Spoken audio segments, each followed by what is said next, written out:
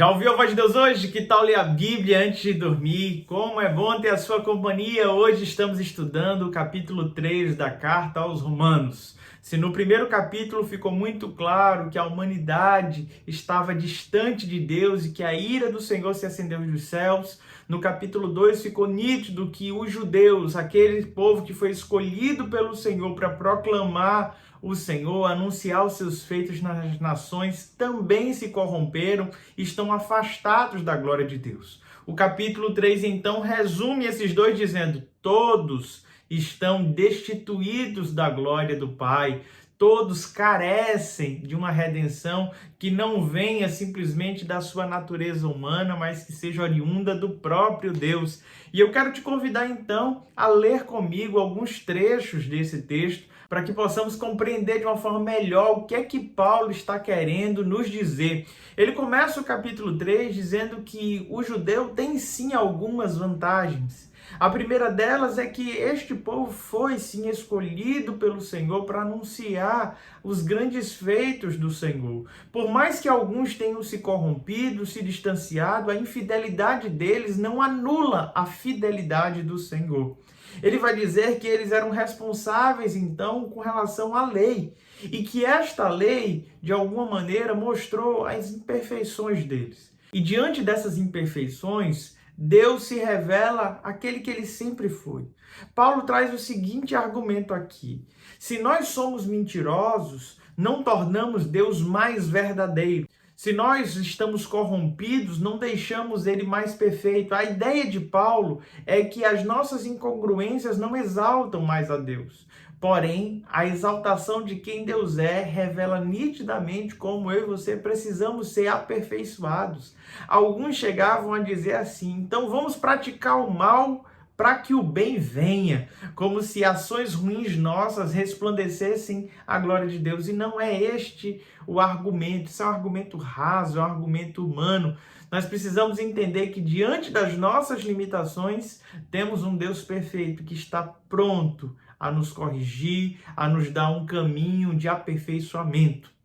O apóstolo Paulo vai desenvolvendo o seu raciocínio e a partir do verso 9, ele vai nos trazer a seguinte compreensão: que concluiremos então? Estamos em posição de vantagem? Não.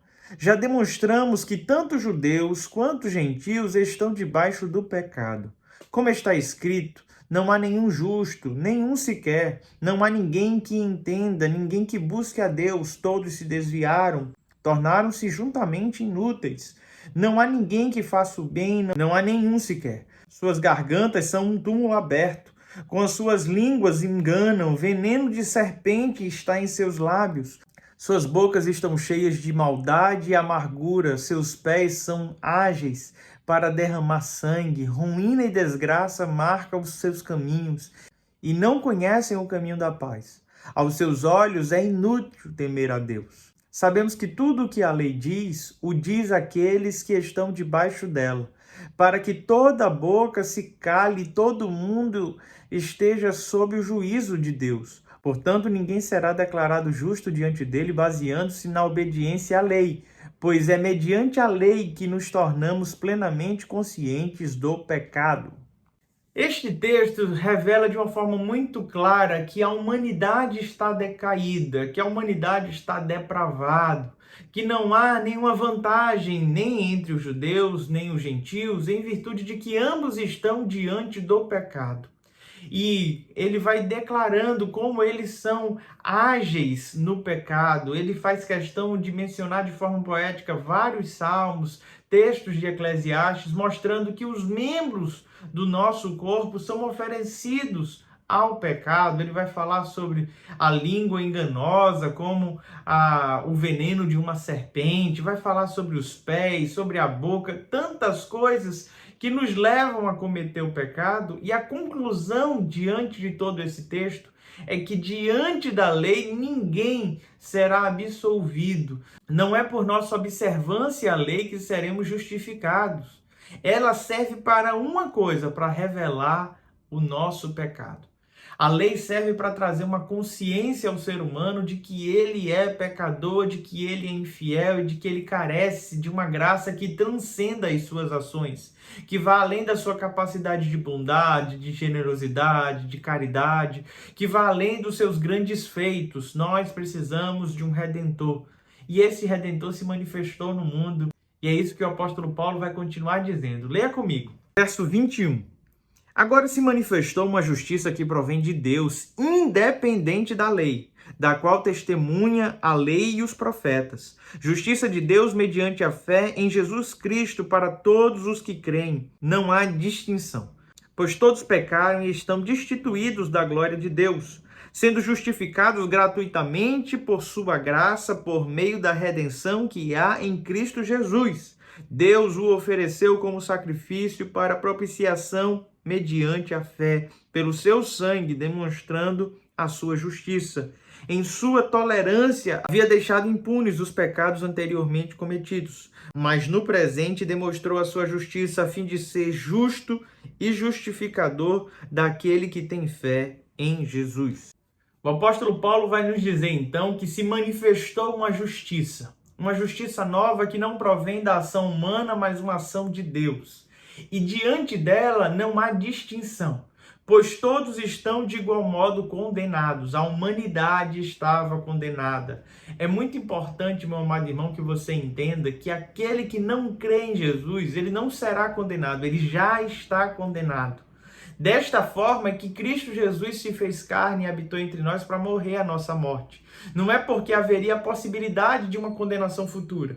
É porque a condenação já tinha sido estabelecida. Nós pecamos, o salário do pecado é a morte, estamos destituídos da glória de Deus, mas diante dessa ação divina, toda a condenação que havia contra a minha vida e a tua foi anulada na cruz do Calvário.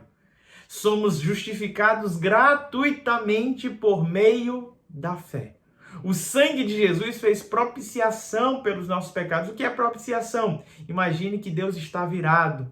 A propiciação é o apaziguamento desta ira. Por meio do sangue de Cristo Jesus, a ira do Senhor se desviou, se acalmou. Ela saiu, ela estava destinada às nossas vidas, mas o sangue de Jesus fez com que Deus manifestasse a sua justiça para conosco, nos absorvendo.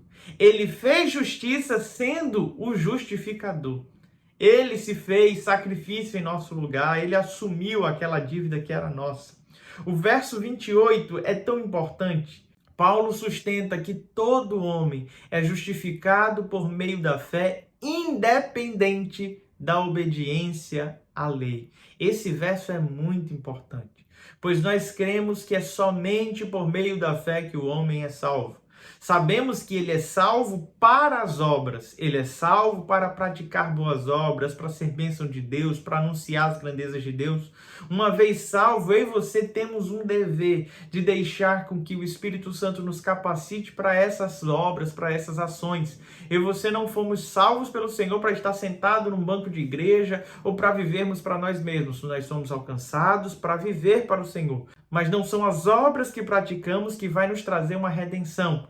É muito claro isso nas Sagradas Escrituras, pois no dia do juízo, muitas pessoas se apresentarão ao Senhor dizendo, em teu nome eu fiz isso, eu fiz aquilo, e o Senhor dirá, se afastem de mim, pois eu não os conheço. Não é o ativismo religioso, não é a caridade, não é a bondade que vai te levar ao céu, mas a fé em Cristo Jesus. Não é a obediência à lei que vai te levar aos céus. A lei serve para mostrar o teu caráter, a tua incapacidade, mas o que nos torna santo, o que nos aperfeiçoa para nos apresentar incorruptível diante do Senhor é a ação do seu Santo Espírito por meio da fé em nossas vidas. Eu creio nisso. A minha oração no dia de hoje é que você tome posse da sua salvação por meio da fé. Que você creia que Cristo Jesus é poderoso para mudar o teu caráter, para te dar uma nova história, um novo tempo na sua presença. Que Deus te abençoe. Não se esqueça de se inscrever no nosso canal, compartilhar com seus amigos. Vamos continuar fazendo desta ferramenta uma ferramenta devocional onde Deus fala no nosso coração. Lembrando que é todas as noites, às 21h30. Até amanhã. Deus te abençoe.